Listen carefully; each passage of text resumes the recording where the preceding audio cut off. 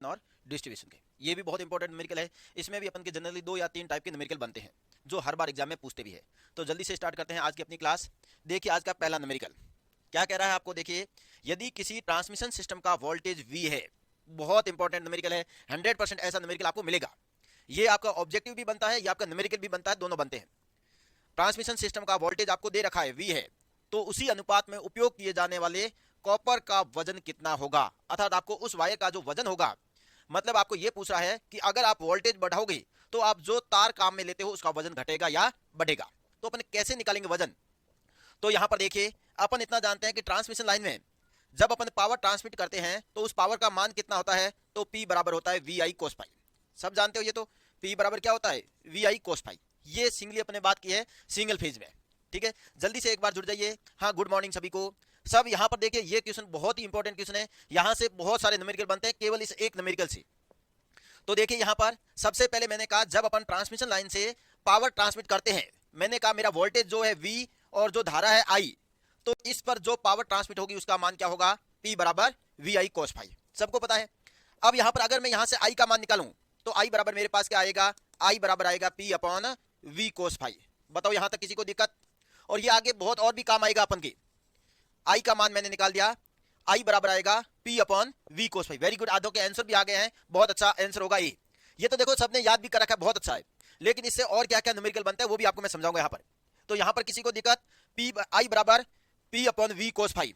I मिल गया तो अपन क्या निकाल सकते हैं कि उस ट्रांसमिशन लाइन में होने वाली हानि। तो जल्दी से एक बार कमेंट करके मेरे को बताइए कि ट्रांसमिशन लाइन में हानि किसके कारण होती है, प्रतिरोध के कारण होती है या प्रेरक के कारण होती है या कैपेसिटर के कारण होती है। जल्दी से एक बार आप कमेंट करके बताइए मेरे को। तब तो मैं इसका फॉर्मूला लिख देता हूं। अपन जानते हैं ट्रांसमिशन लाइन में जैसे ही धारा बहती है तो उसमें होने वाली हानि हमेशा क्या होती है, I स्क्वायर इंटू आर। और इस हानि को अपन क्या कहते हैं, कॉपर हानि। सब जानते हो कॉपर हानि। और ये भी बता देता हूं कि हमेशा जो पावर लॉस होगा वो केवल प्रतिरोध के कारण होता है, प्रेरकत्व और कैपेसिटर के कारण कोई भी पावर हानि नहीं होती है।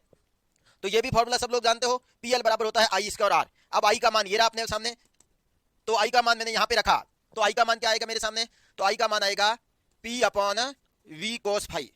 अब ऐसा मत करना गलती से कि P से P काट लो। ये P है वह पावर जो अपन ट्रांसमिट कर रहे हैं और ये वह पावर है जो ट्रांसमिशन लाइन में हानि होती है। ठीक है ना। तो ये मैंने P का I का मान रख दिया, इनटू क्या हो गया R। अब यहां से देखो अगर मैं इसको सॉल्व करता हूं तो P बराबर होगा, PL बराबर होगा P square upon V square cos square phi into R। तो यहां से आपको एक रिलेशन मिल गया है। आपको ये तो कॉपर का पूछा है, हो सकता है आगे वाले एग्जाम में आपको ये भी पूछ सकते हैं कि वोल्टेज को बढ़ाने पर हानि किस प्रकार से घटती है। तो यहां से रिलेशन क्या मिल गया आपको कि पावर हानि होती है वो इनवर्सली प्रोपोर्शनल होती है वोल्टेज के वर्ग के और पावर फैक्टर के वर्ग के। एक तो ये क्वेश्चन बनता है एग्जाम के लिए। तो यहां पर लिख सकता मैं कि पावर हानि होती है वो इनवर्सली प्रोपोर्शनल होती है किसके, वोल्टेज के वर्ग के। ये भी पता लग गया है कि पावर हानि हमेशा पावर फैक्टर के वर्ग के इनवर्सली प्रोपोर्शनल होती है। इसी कारण तो अपन हमेशा क्या करते हैं, हमेशा ट्रांसमिशन हाई वोल्टेज पर करते हैं। ये रहा आपके सामने रीजन, क्योंकि जितने ज्यादा वोल्टेज होंगे उतनी ही हानि क्या होगी, कम। अब आपको मिल गई यहां से किसका मान मिल गया, PL का। अब मेरे को तो क्या निकालना है, वॉल्यूम निकालना है। तो वॉल्यूम बराबर क्या होता है, तो लिख दो यहां पर कंडक्टर का वॉल्यूम या आयतन। क्या होता है आयतन बराबर, हमेशा सब लोग जानते हो आयतन बराबर होता है एरिया, उस कंडक्टर का एरिया और उसकी लंबाई। अब बात करते हैं लंबाई तो ठीक है, लेकिन एरिया का मान कहां से कैलकुलेट करेंगे अपन, तो एरिया का मान अपन यहां से कैलकुलेट करेंगे। कैसे करेंगे, तो देखिए यहां से मैं कैलकुलेशन कर रहा हूं आगे आपके सामने। PL बराबर P square upon V square cos square phi into R का फॉर्मूला आप सब लोग जानते हो। आर का फॉर्मूला क्या होता है, रो एल बटा ए। प्रतिरोध बराबर क्या होता है, तो प्रतिरोध बराबर होता है रो एल बटा ए। यहां से एरिया का मान कैलकुलेट कर दो, तो एरिया बराबर क्या आएगा, तो एरिया बराबर आ जाएगा अपने सामने P square upon V square cos square phi into rho L बटा PL। एक ये और फॉर्मूला इंपॉर्टेंट मिल गया आपको कि जितना ज्यादा वोल्टेज होगा उतना ही आपका कंडक्टर का एरिया क्या हो जाएगा, कम। तो ए होता है इनवर्सली प्रोपोर्शनल होता है किसके, V square cos square phi के। ये एक और इंपॉर्टेंट आपको कंसेप्ट मिल गया। पहला ये रहा, स्टार्ट करो इसको। दूसरा ये रहा जो एग्जाम में पूछ सकते हैं आपको। और तीसरा, अब आपको एरिया का मान मिल गया है तो मैं यहां पर मान रख दूं तो क्या मिलेगा मेरे को, V बराबर P square upon V square cos square phi into rho L बटा PL। और ये L एक पहले से है तो L इसका लिख दूं, तो यहां से देखो ये V वॉल्यूम है, कंफ्यूज मत होना, V और ये V वोल्टेज है अपना, तो मैं यहां पर लिख देता हूं आयतन बराबर। तो यहां से आपको रिजल्ट मिल गया कि आयतन होता है वो किसके समानुपाती होता है, 1/V² कोस स्क्वायर फाई, और यही आपको इसमें पूछ रखा है। तो यहां से दिख रहा है क्या पूछा है, कॉपर का वजन, तो कॉपर का वजन किसके है, तो यहां पर लिख दो V या आयतन व्युत्क्रमानुपाती किसके होगा, 1/V²।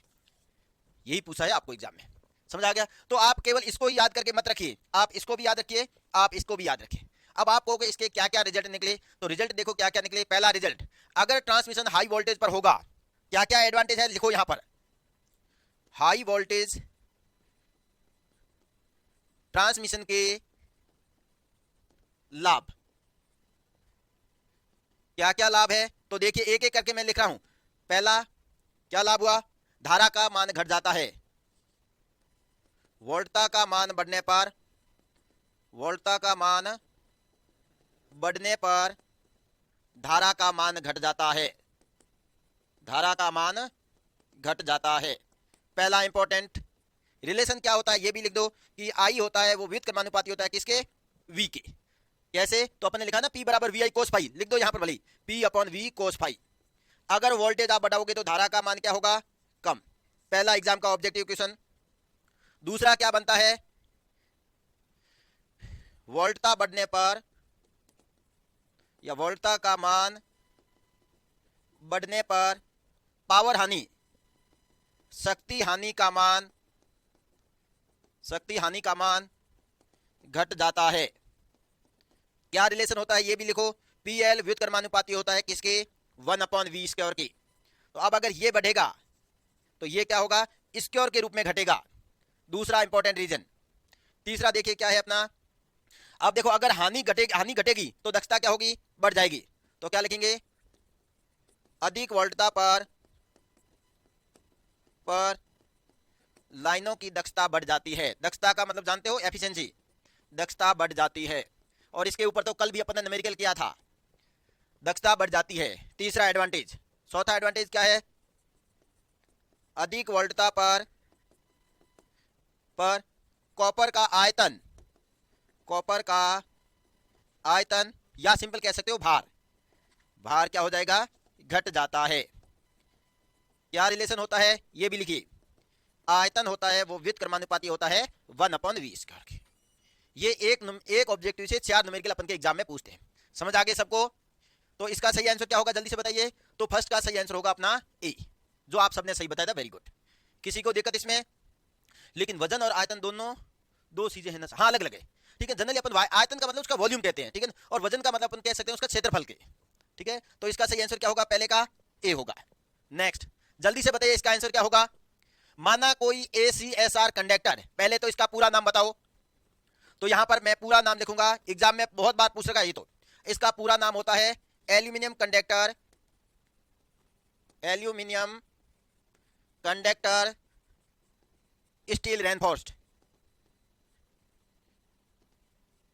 हिंदी में क्या कहते हैं अपन, हिंदी में कहते हैं इसे अपन स्टील प्रबलित एल्यूमिनियम कंडक्टर।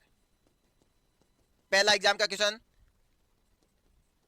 दूसरा एग्जाम में पूछते हैं कि इसमें आपने एल्यूमिनियम का प्रयोग क्यों किया, सॉरी एल्यूमिनियम के कंडक्टर में स्टील का प्रयोग क्यों किया है।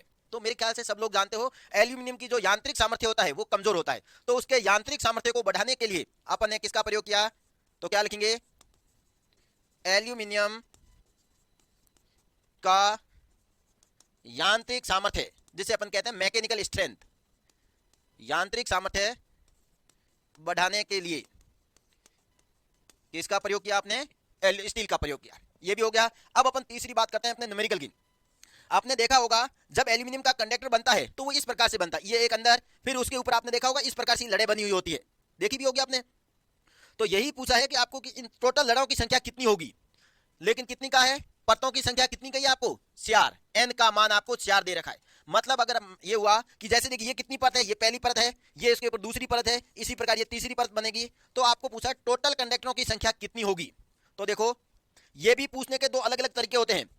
पहला कुल कंडक्टरों की संख्या, तो फॉर्मूला क्या होता है, एग्जाम में डायरेक्ट फॉर्मूला पूछते हैं, जल्दी से कमेंट करके बताइए इसका फॉर्मूला क्या होगा।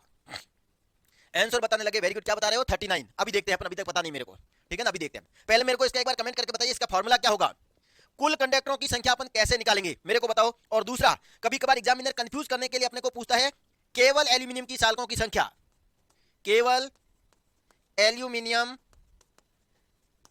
तो ये दोनों अलग अलग फॉर्मूले हैं। तो कौन बताएगा दोनों के फॉर्मूले, जल्दी से कमेंट करके बताइए मेरे को। देखो, आपको कुल अगर पूछे तो अपन जानते हैं हमेशा कि ये जो मैंने यहां पर बनाया है, इधर देखिए एक बार, ये इस प्रकार से होता है। ये जो अंदर वाली परत होती है या जिसको अपन कोर कहते हैं, वो हमेशा स्टील की बनी होती है।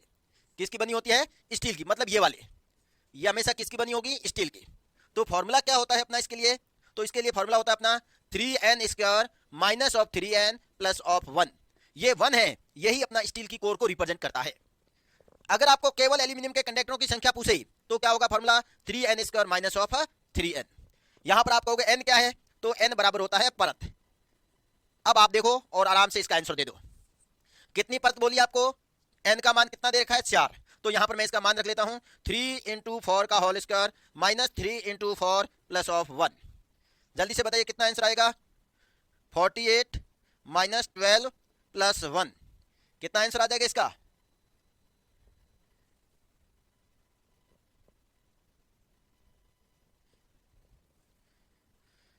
तो इसका मान कितना आएगा? तो देखो 36 और 37 कितना आ जाएगा?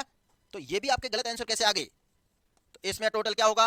37 है। कोई ऑप्शन देखिए, या आपको केवल एल्यूमिनियम, ये तो टोटल कंडक्टरों की संख्या है, केवल एल्यूमिनियम पूछे तो कितना होगा? 3 इंटू 4 का होल स्क्वायर माइनस 3 इंटू 4, मतलब कितना हो जाएगा? 36। तो इन दोनों में कंफ्यूज मत होना। बाकी तो केवल एल्यूमिनियम की पूछे तब तो ये है, आपको तो पूछा है कुल कंडक्टरों की संख्या, तो कुल कंडक्टरों की संख्या कितनी होगी? 37 होगी।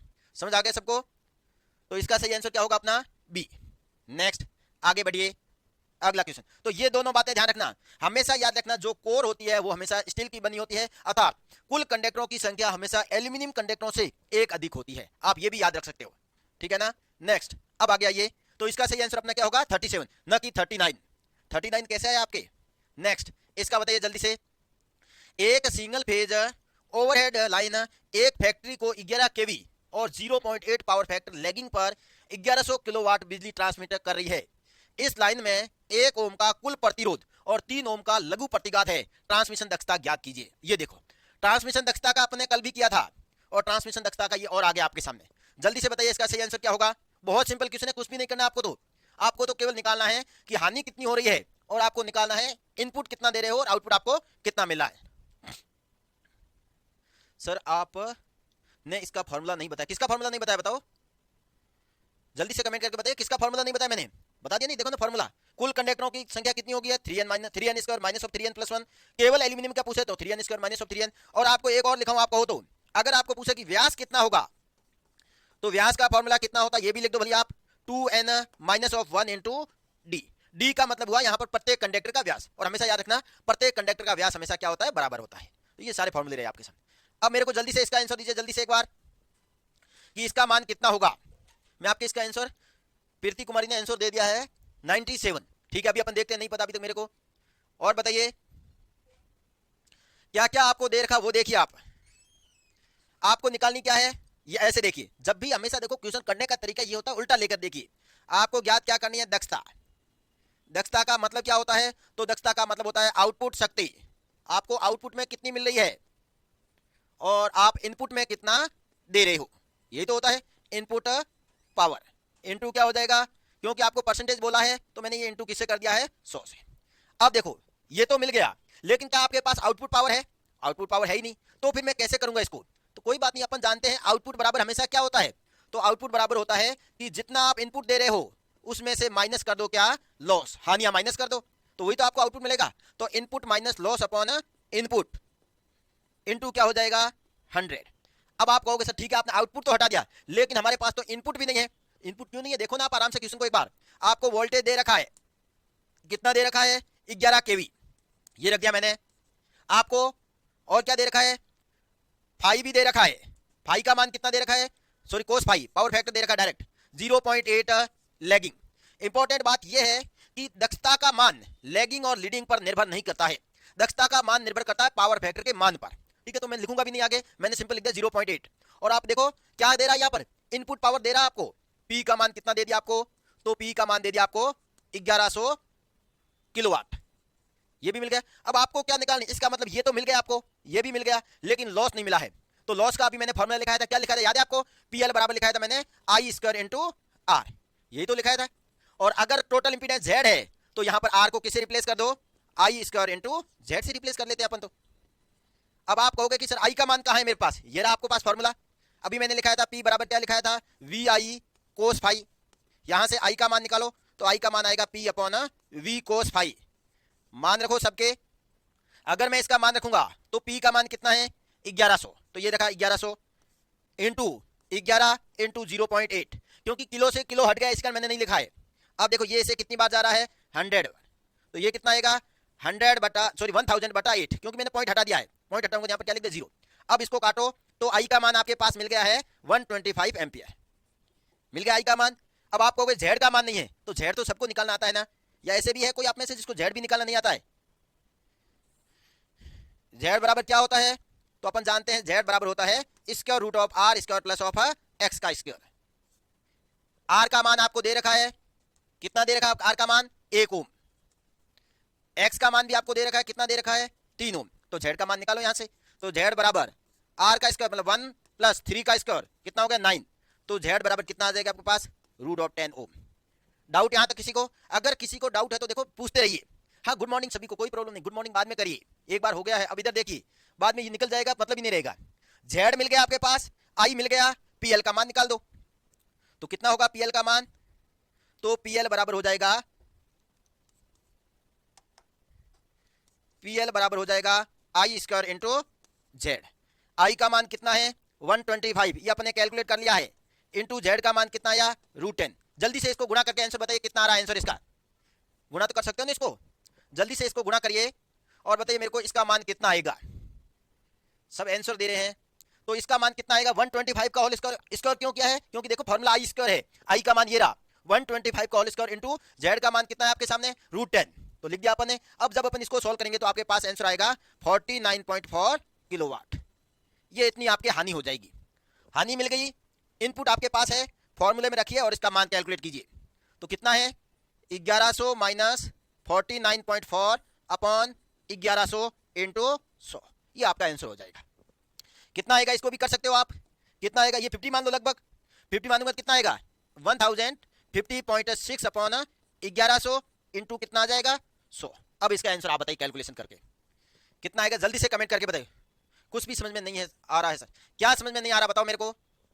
आपने सिंपल ये लिखा, पी का फॉर्मूला लिखा, आई निकाला, जेड इंपीडेंस निकालते हैं अपन, इंपीडेंस निकल गया, पावर निकल गई, तो पावर लॉस का फॉर्मूला होता है आई स्क्वायर इंटू जेड। आपने सिंपल मान लिखा, हानियां मिल गई, तो दक्षता बराबर होती है आउटपुट अपॉन इनपुट, तो आउटपुट अपॉन इनपुट का अपने फॉर्मूला लगाया, तो इसका आंसर कितना आ जाएगा अपने 90। जल्दी से बताइए इसका आंसर क्या आएगा आपके सामने, आधे लोग आंसर दे रहे हैं बी 95.6%। अब 95.6% है, ये रहा आपके साथ बी आंसर सही है, वेरी गुड। तो इसका सही आंसर क्या हो जाएगा अपने बी। देखो इसमें कुछ भी नहीं है, ट्रांसमिशन में जब भी बात करते हैं तो इंपॉर्टेंट फॉर्मूला है ये, इंपॉर्टेंट फॉर्मूला है ये, देखो हर न्यूमेरिकल में ये काम आता है, ध्यान रख लेना, और इंपॉर्टेंट फॉर्मूला है ये। अगर ये तीनों फॉर्मूला आपको समझ आ रखे हैं तो इसमें आपको कुछ भी दिक्कत नहीं आएगी। तो इसका सही आंसर अपना क्या होगा बी 95.6% होगा।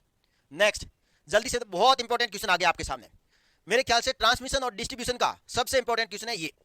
क्या कह रहा है, 3 फेज 4 वायर सिस्टम के मामले में ओवरहेड सिस्टम में विद्युत पारेषण के लिए जरूरी कॉपर की मात्रा कितनी होगी। तो पहले तो मेरे को ये बताइए आप कि ट्रांसमिशन सिस्टम होते हैं ये कितने प्रकार के होते हैं, एग्जाम में ये पूछ रखा है कि निम्न में से कौन सा ट्रांसमिशन सिस्टम नहीं है। तो देखिए पहले अपन इसको लिखेंगे, क्या लिखेंगे, विभिन्न प्रकार के, ये बहुत इंपॉर्टेंट क्वेश्चन है, ध्यान रखना, और इस टेबल को आप याद रख लो, विभिन्न प्रकार के शक्ति पारेषण कौन कौन से होते हैं, आप कमेंट करके बताइए एक बार कि कौन कौन से पारेषण हो सकते हैं। तो देखिए मैं लिख रहा हूं आपके सामने, सबसे पहली अगर बात करते हैं अपन डीसी में, तो डीसी में पारेषण कौन कौन से होते हैं, तो याद रखो DC 2 wire system, DC 2 wire system, ये पूरा हिंदी का ये मत कहना कि सर ये इंग्लिश में लिखा है, वायर को वायर ही लिखते हैं अपन, या डीसी 2 तार लिख दो। दूसरा क्या है, DC 2 wire with mid point, और ये टॉपिक इतना बड़ा है, लगभग आप अगर क्लास लेते हो तो ये अकेला टॉपिक कम से कम 2 से 2.5 घंटे का है। तो आप तो मैं कह रहा हूं एक टेबल याद रखो, अपना काम बन जाएगा। एक होता है DC 3 wire system, DC 3 wire system. तो डीसी में अपने 3 प्रकार के पार्टीशन हो सकते हैं, DC 2 wire, DC 2 wire with mid point, DC 3 wire. अब बात करते हैं अपन सिंगल फेज एसी। दूसरा अपना क्या है, सिंगल फेज एसी। किसी को पता है सिंगल फेज एसी में कौन कौन से होते हैं? तो सिंगल फेज में होते हैं single phase AC 2 wire system, 2 wire system. दूसरा होता है single phase AC 2 wire with mid point, 2 wire with mid point. तीसरा होता है single phase AC 3 wire system. तो देखो अगर आपने डीसी वाले याद रख रखे हैं तो डीसी की जगह केवल सिंगल फेज एसी आ रहा है, बाकी वही के वही सिस्टम है। नेक्स्ट तीसरे अपने होते हैं 2 फेज एसी, 2 फेज एसी। ये कितने प्रकार के होते हैं? तो ये 2 प्रकार के होते हैं। कौन से होते हैं? AC 2 phase AC 3 wire, 3 wire system. और अगला होता है 2 फेज एसी 4 वायर सिस्टम। और लास्ट होता है 3 फेज, 3 फेज एसी। ये कितने प्रकार का होता है? तो ये होता है, वापस देखिए, 2 प्रकार का। कौन कौन सा होता है? 3 फेज 3 वायर सिस्टम, और एक होता है 3 फेज 4 वायर सिस्टम। तो आपका एक तो एग्जाम में ये पूछ सकते हैं निम्न में से कौन सा प्रकार नहीं है, तो एक तो आपको ये याद रखना है। हाँ, वेरी गुड, आंसर दे दिया, बहुत अच्छा है। आप बता रहे हो ए, अभी देखते हैं, बहुत अच्छा है। पहला क्वेश्चन आपको समझ आ गया। आपको ये कि ये टेबल इस हिसाब से याद रखोगे तो याद रह जाएगी। अब अपन बात करते हैं कॉपर की तुलना।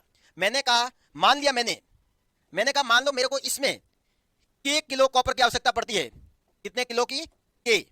आप एक बार इसको समझना। आप कहोगे के का मतलब क्या हुआ? कुछ भी मान लो आप, क्योंकि अपन हमेशा तुलना इसके सापेक्ष करेंगे। किसके सापेक्ष करेंगे? पहले वाले के सापेक्ष। तो अगर अपने को डीसी में कितने की जरूरत पड़ी है? के किलो की कॉपर। आप कहोगे के का मान आप मान लो 10 मान लो, ठीक है ना। तो देखो अगर इसमें आपको के की जरूरत पड़ती है तो इसमें आपको जरूरत पड़ेगी 0.25 के। इसका 1/4, इसका कितना? 1/4। इसमें कितनी जरूरत पड़ेगी अपने को? इसमें जरूरत पड़ेगी 0.3125 के। समझ आया नहीं है? आप कहोगे क्या नहीं समझ आया? मैंने कहा मान लो इसमें मेरे को 10 किलो कॉपर की जरूरत पड़ती है, तो इसमें कितनी पड़ेगी? तो 0.25 इंटू 10 कितना हो जाएगा? केवल 2.5 किलो कॉपर की आवश्यकता होगी। और इसमें कितनी होगी? तो 10 से गुणा करो, तो 0.3125 इंटू 10 तो कितना आ जाएगा? 3.1। मतलब ये है, पहला मिल गया। अब अपने एक याद रख लिया तो सब अपने आप याद रह जाएंगे।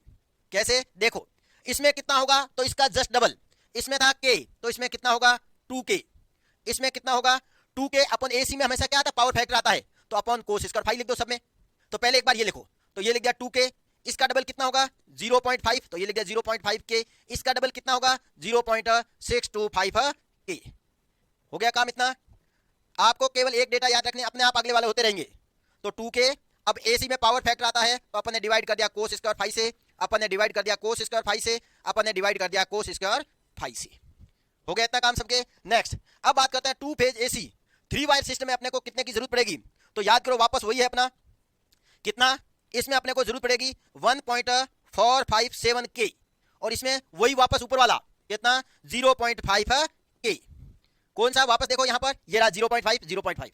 बात करते हैं इसमें, तो इसमें अपने को जरूरत पड़ेगी 0.5 के और 0.583 के। अब एसी है तो डिवाइड किससे कर लोगे आप? कोस स्क्वायर 5 से डिवाइड कर लोगे, कोस स्क्वायर 5 से डिवाइड कर लोगे, कोस स्क्वायर 5 से डिवाइड कर लोगे, कोस स्क्वायर 5 से। क्योंकि ये अपने पहले ही प्रूव कर दिया था। देखो कहां पर, ये देखो सबसे पहला, जब भी अपन एसी में बात करते हैं देखो भाग किसका देते हैं? कोस स्क्वायर 5 का। डीसी में पावर फैक्टर 1 होता है, इसी का कोई मतलब नहीं रहता है। तो ये टेबल सबको याद हो गई। पहले तो बताओ टोटल ट्रांसमिशन कितने प्रकार के होते हैं? तो 10 प्रकार के। कौन कौन से? 3 + 3 + 2 + 2। कितने कॉपर की आवश्यकता होती है? केवल इसका याद रखो। इसमें मान लिया अपने के है तो हमेशा तुलना इसकी ही की जाती है।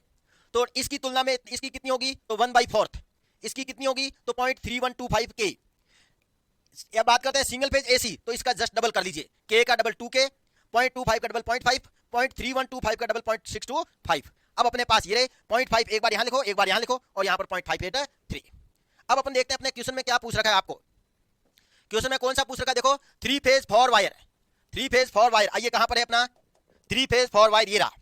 कितना कॉपर की जरूरत पड़ी आपको, 0.583। तो है कोई ऑप्शन, देखिए यहां पर 0.583 कहां पर है, देखो भाग में सबके कोस स्क्वायर फाई है, ठीक है कोई प्रॉब्लम नहीं। क्या 4 ऊपर था, बिल्कुल गलत है, क्योंकि आप इसको तो भूल जाइए, ये भूल जाइए, ये तो आ रहा है 4K, ये आ रहा है 62.5K, ये आ रहा है 7/12K, और ये आ रहा है 1.5। 1.5 तो आपको किसमें जरूरत थी, देखिए एक में भी नहीं है, तो यहां पर तो आपको कैलकुलेशन की भी जरूरत नहीं पड़ी, ये भी नहीं है, ये भी नहीं है, ये भी नहीं है, और इसका जब आप भाग दोगे तो कितना आएगा 0.583, ये आ रहा है। और यही अपना आंसर आ रहा था किसमें, देखिए। तो इसका सही आंसर क्या होगा, इसका सही आंसर होगा अपना बी। कैसा भी न्यूमेरिकल आएगा आप आराम से आंसर दे दोगे अगर आपको ये टेबल याद होगी, और ये टेबल तो हमेशा एग्जाम के लिए मैं तो कहता हूं याद रखो।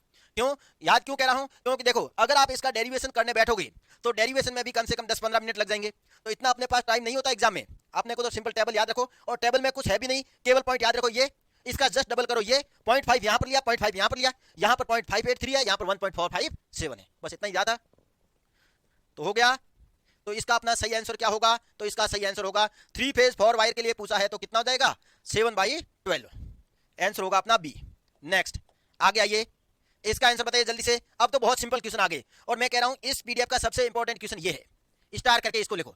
100% ऐसा क्वेश्चन आएगा आपके एग्जाम में, और ऐसा क्वेश्चन आएगा तो आपको तो कुछ नहीं करनी है, अपने पीछे रफ पेज में ये टेबल बनाओ और वहां से तुलना करके लिख दो। नेक्स्ट आइए, यहां पर दो खंभों के मध्य लगे कंडक्टर का झोल कितना होगा। झोल का मतलब तो सब जानते हैं क्या होता है, क्या पूछ रहा है ये अपने को पूछ रहा है। मान लिया ये अपना एक पोल होता है, ये अपना दूसरा पोल है ऐसे, और ये देखो कहां पर ग्राउंड के अंदर, ये अपने रख दिया पर, ये अपना क्या है यहां पर ग्राउंड है, कोई प्रॉब्लम नहीं यहां तक। तो अब आपको पता है इन पोल के ऊपर अपन क्या रखते हैं, ट्रांसमिशन लाइन को। तो आपको यही पूछा है कि ये झोल कितना होगा। झोल का मतलब होता है हमेशा, ये ऊर्ध्वाधर दूरी आपको पूछ रखी है, ये वाली दूरी कितनी होगी, यही हम ये भी पूछ सकते हैं कि झोल होता क्या है। तो हमेशा लिखना झोल का मतलब होता है ऊर्ध्वाधर दूरी, ऊर्ध्वाधर दूरी। अब आपको के मतलब क्या ऊर्ध्वाधर दूरी का, ऊर्ध्वाधर दूरी का मतलब ये होता है कि कंडक्टर आपका ऊपर कहां पर बंधा हुआ है, और कंडक्टर का जो न्यूनतम सिरा है उसके बीच की जो दूरी होती है उसी को अपन झोल कहते हैं। अब ये झोल किन किन कारकों पर निर्भर करती है, तो देखिए मान लिया अपने यहां से यहां कंडक्ट दो पोल के मध्य जो स्पान है उसको अपने कह दिया एल है। स्पान का मतलब समझते हो, दो पोलों के मध्य की दूरी अपने क्या मान ली एल। मान लिया इस कंडक्टर का वेट कितना है डब्ल्यू, और इसमें टेंशन कितनी है टी। तो झोल का जो फॉर्मूला होता है वो हमेशा याद रखो, WL²/8T होता है। यहां पर टी क्या है, तनाव, मैं लिख भी देता हूं। डब्ल्यू है कंडक्टर का भार, और ये फॉर्मूला बहुत इंपॉर्टेंट है। एल क्या है, स्पान। अब एग्जाम में पूछते हैं अगर स्पान, सैग और स्पान के मध्य क्या संबंध होता है, तो सैग हमेशा स्पान के वर्ग के समानुपाती होता है, ये ध्यान रखना। और टी क्या है, टी यहां पर टेम्परेचर नहीं है, टी यहां पर तनाव है, उस ट्रांसमिशन लाइन में कितना तनाव है। तो देखिए कौन सा फॉर्मूला सही है, अपना सी फॉर्मूला सही है।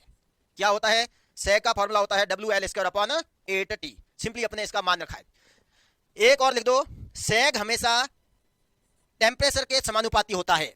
यह भी एग्जाम में पूछ सकते हैं कि सैग और तापमान में क्या संबंध होता है, तो सैग हमेशा तापमान के समानुपाती होता है। आपको रटने की जरूरत नहीं है, आप सिंपल एग्जांपल देखो सर्दियों और गर्मियों का।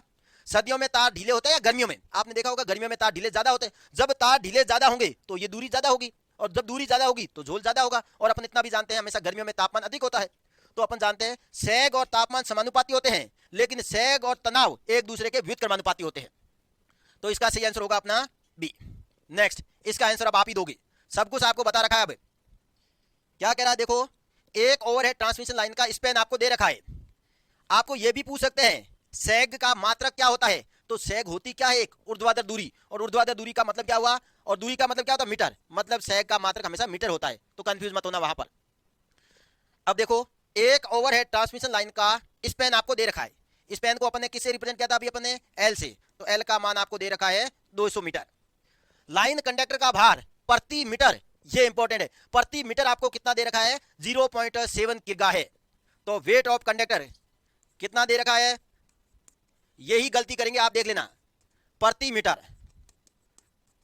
मीटर कितना दे रखा आपको 0.7 kg। ये 1 मीटर का भार इतना है, तो बताओ तो 200 मीटर का भार कितना होगा। तो लिख दो यहां पर पहले चालक का कुल भार, तो 1 मीटर का भार अगर 0.7 है तो 200 का कितना हो जाएगा, ये आपके सामने कितना आ जाएगा, 140 kg। दूसरा भी हो गया। तीसरा देखिए आप यहां पर क्या कह रहा है, यदि अधिकतम तनाव मतलब टेंशन भी आपको दे रखी है, कितनी दे रखी है, 1400 किर्गा है, ये भी आपको दे रखी है। तो बताइए अधिकतम सेग का मान कितना होगा। अब जल्दी से बताइए इसका आंसर क्या होगा, आप ही बताओगे मेरे को। मैं आपके आंसर का वेट करूंगा, फॉर्मूला लिख देता हूं। फॉर्मूला बराबर होता है WL² / 8T होता है बस। अब आगे आप आंसर दीजिए इसका जल्दी से, जल्दी से बताइए इसका आंसर क्या होगा।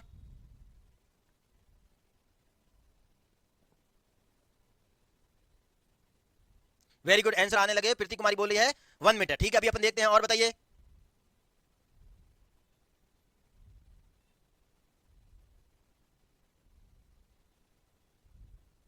करें स्टार्ट, आ जाइए यहां पर। डब्ल्यू का मान कितना है, देखो प्रति मीटर का भार दे रखा है, तो टोटल भार कितना है 140 इंटू एल का मान कितना है 200 इंटू 200 अपॉन में कितना हो जाएगा 8 इंटू 1400। अब इसको आप सॉल्व करिए, 20 से 20 काट लो यहां से, और 14 से ये कितनी बार गया 10 बार गया इतना, 2 से कितनी बार गया 4 टाइम्स, 4 से कितनी बार गया ये, तो टोटल कितना आएगा। अब देखो यहां पर क्या गलती हुई है, यहां पर अपन ने लिया है कुल भार। अगर यहां पर अपन देखो अपने को दे रखा है प्रति मीटर का भार दे रखा है, तो प्रति मीटर कितना दे रखा है आपको 0.7, तो 0.7 into 200 into 200 upon 8 into T. देखो जैसे ही अपने कैलकुलेशन की अपने को झट से पता लग गया क्या गलती हुई अपने से। तो इसी कारण हमेशा ध्यान रखना, जब आप क्वेश्चन करो तो केवल ये नहीं कि कैलकुलेशन करने बैठ गए और क्या आंसर आ रहे हैं कुछ भी पता नहीं लग रहा है, ये कट गए सारे के सारे। 7 से कितनी बार जा रहा है 2 से, 2 से 2 गया, कितना आ गया 20/8, और 20/8 का मतलब क्या हुआ 2.5 मीटर। है कोई ऑप्शन में देखिए यहाँ पर 2.5 मीटर, सी अपना आंसर सही है। कितना हो जाएगा, सी अपना आंसर सही हो जाएगा। हाँ वेरी गुड। क्या होगा, अब आप कंफ्यूज मत होना कि सर आपने वेट प्रति मीटर क्यों लिया है, क्योंकि आपने यहाँ पर टोटल लंबाई ले रहे हो, तो प्रति मीटर वेट लेंगे तो अपने आप अपने सामने कुल वेट आ जाएगा। क्योंकि हमेशा जब अपन वेट लेते हैं तो प्रति मीटर का ही लेते हैं, किसमें लेते हैं हमेशा वेट, प्रति मीटर। नेक्स्ट इसका बताइए, ट्रांसमिशन लाइन में प्रोपागेशन वेग का मान कितना होगा। किसमें पूछा है, ट्रांसमिशन लाइन में। तो देखो आपको कुछ भी नहीं करना है, अपन तो इतना जानते हैं प्रकाश का वेग होता क्या है, मेरे ख्याल से सब लोग जानते होंगे। प्रकाश का वेग होता है 3 × 10⁸ मीटर प्रति सेकेंड होता है। ये किस में होता है, निर्वात में। ये किस में होगा, निर्वात में। नेक्स्ट, अगर आपको निर्वात में मिल गया तो बात करते हैं ट्रांसमिशन लाइन। तो ट्रांसमिशन लाइन में एक तो अपना होता है इंडक्टर, एक अपना होता है कैपेसिटर। तो इस इंडक्टर और कैपेसिटर के कारण उसका वेग क्या हो जाएगा, घट जाएगा। कितने गुना घटेगा, इतने टाइम्स ही घटेगा। क्योंकि अपन जानते हैं ट्रांसमिशन लाइन में अपने अवयव होते हैं, एक तो होता है एल, एक होता है सी, एक होता है आर, एक होता है जी। ये भी याद रखिए, ये भी एग्जाम में पूछ सकते हैं, एल सी आर और जी। इसके कारण अपना ट्रांसमिशन लाइन में तो क्या लिखेंगे, ट्रांसमिशन लाइन में वेग, लाइट का वेग कितना हो जाएगा 3 × 10⁸ अपॉन √LC। तो कितने टाइम्स घट गया, तो 1/√LC टाइम्स घट जाएगा। किसमें, ट्रांसमिशन लाइन में। तो कौन सा ऑप्शन सही है, देखिए यहां पर पहला ही सही है अपना। कितने टाइम्स घट जाएगा, उस ट्रांसमिशन लाइन के, इसके और √L और C के। सर ये सब थ्योरी में नहीं पढ़ा, हाँ थ्योरी में इतना अपने डीप में नहीं पढ़ा था, क्योंकि थ्योरी में मैंने देखा इतना नहीं अपने डीप में, ठीक है ना। तो इसका क्या होगा 1/√LC होगा। क्या कह रहे हो, इसका आंसर 0.5 नहीं होगा, ये गलती मत कर देना, ठीक है ना। इसका आंसर होगा 2.5 मीटर। नेक्स्ट इसका बताइए, अब आप एक सब स्टेशन में कुल पावर इनपुट आपको दे रखी है 1000 किलोवाट, और 3 लोड फीडर्स पर वास्तव में बिल्ड पावर 400 किलोवाट, 200 किलोवाट और 250 किलोवाट है। टेक्निकल लॉसेज बराबर, अब देखो इनपुट पावर का 10% मानते हुए इनपुट पावर के प्रतिशत के रूप में पावर शोर या पावर हानि का मान ज्ञात कीजिए। वही है दक्षता ज्ञात करने की कितनी होगी। इसमें तो कुछ भी नहीं है, सब कुछ आपको दे रखा है। क्या दे रखा है आपको, देखो इनपुट पावर आपको कितनी दे रखी है, यहां पर इनपुट पावर या इनपुट शक्ति आपको दे रखी है, कितनी दे रखी है 1000 किलोवाट। अब लॉस कितना हो रहा है, या बात करूं यहां पर हानि कितनी हो रही है, तो हानि हो रही है देखो इनपुट पावर का 10%। तो इनपुट ये रहा, इसका 10% आप नहीं निकाल सकते हो क्या, निकालो इसका 10%, तो कितना हो जाएगा 1000 × 10/100, तो कितनी हो जाएगी 10/100। तो 1 0 से 2 0 से 2 0 गया, तो कितनी हो गई 100 वाट। तो 100 वाट अगर हानि होती है तो बताओ तो आपको आउटपुट कितनी मिलेगी। आपको भी यहां से पता लग गया है आपको आउटपुट कितनी मिलेगी, क्योंकि यहां पर कह रहा है टेक्निकल लॉसेज इनपुट पावर का 10% मानते हुए, और आपको देखो वहां पर बिल्ड पावर कितनी मिल रही है, तो यहां पर लिख दो बिल्ड शक्ति कितनी मिल रही है, 400 प्लस 200 प्लस 250 कितनी मिल रही है, 850। आप कितने का बिल दे रहे हो, 850 का। आपको मिल कितनी रही है, क्योंकि आपको क्या निकालनी, देखो कि चोरी कितने की हो रही है ये पूछा है। तो देखो आप इनपुट कितना दे रहे हो, 1000, हानि कितनी होगी 900, तो आप दे कितनी रहे हो, तो इनपुट नेट शक्ति इनपुट कितनी हो जाएगी, 1000 माइनस 100 बराबर 900। तो आपको इस 900 वाट का बिल देना था, लेकिन आप दे कितने का रहे हो, 850 का। इसका मतलब जो अंतर है 50 वाट आप चोरी कर रहे हो बिजली की। पता लगा या नहीं लगा? आप आराम से समझिए एक बार। इनपुट नेट शक्ति आपको कितनी मिली, ये चोरी नहीं है, ये तो हानि हो रही है लाइन में, इसमें आप कुछ भी नहीं कर सकते हो। इनपुट कितना दिया आपने, 1000, हानि कितनी हो गई 100 वाट की। अब आपको मिल कितनी रही है पावर, आप 900 किलोवाट पावर खपत कर रहे हो, लेकिन आप बिल कितने का भरे हो, 850 का। इसका मतलब आपने बिजली चोरी कितने की बताओ जल्दी से। तो चोरी की आपने 900 माइनस 850, मतलब 50 यूनिट का आपने क्या कर दी, 20 में ही खा गई। अब जब आप चोरी मिल गई तो आप प्रतिशत भी निकाल सकते हो। तो चोरी कितने की कर रहे हो, 50। मिल कितनी रही है आपको, हमेशा इनपुट की निकालते हैं, ध्यान रख लेना। तो इंटू 100 कटा कोई 2 जीरो से 2 जीरो गया, 1 जीरो से 1 जीरो गया, 5% है कोई ऑप्शन में, सी ऑप्शन सही है। अब देखो यहां पर कंफ्यूज कहां कहां हो गए आप, एक तो यहां पर कंफ्यूज, तो यहां पर गलती मत करना। देखो जब भी अपन लाभ या हानि निकालते हैं तो हमेशा क्रय मूल्य पर निकालते हैं, न कि अपन लाभ पर निकालते हैं, न कि अपन हानि पर निकाल सॉरी विक्रय मूल्य पर निकालते हैं, मतलब जो आप लेकर देते हो उसके ऊपर। तो यहां पर आपको वास्तव में कितनी मिल रही है, ये मिल रही है, तो इसके ऊपर हमेशा अपन क्या निकालेंगे, प्रतिशत निकालेंगे। तो कितना आएगा प्रतिशत आपके, 5%, मतलब 5% यूनिट की आप बीच में चोरी कर रहे हो। ये देखो कोई बता रहा है कौन है, 50% बहुत ज्यादा होते हैं। क्या होगा इसका सही आंसर अपना, सी। नेक्स्ट आगे आइए, आज का लास्ट क्वेश्चन अपना बहुत इंपॉर्टेंट है, इसको भी स्टार कर लीजिए। सुपर वोल्टेज केबल की पारेषण वोल्टेज का मान कितना होता है। तो पहले तो मेरे को यह बताइए कि वोल्टेज के आधार पर अपन केबल को कितने भागों में या कितने वर्गों में वर्गीकृत करते हैं। बिल्कुल ही नहीं देख रहा हूं, क्योंकि क्वेश्चन करने का मतलब यह है कि उसके रिलेटेड जितने भी क्वेश्चन मिल जाए अपन आंसर दे सकते हैं। वोल्टा प्रास, और यहां पर लिख दूं मैं केबल।